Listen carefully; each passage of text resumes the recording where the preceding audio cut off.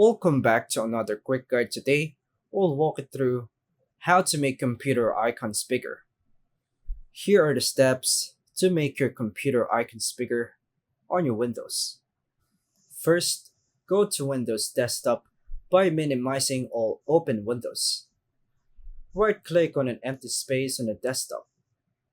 In the menu that appears, hover over to the View section. Choose large icons to make them bigger. If you want them even bigger, choose extra large icons if there's any. To fine tune icon size, hold Ctrl on your keyboard. While holding Ctrl, scroll your mouse wheel up to increase icon size. Release Ctrl when you reach the size you want.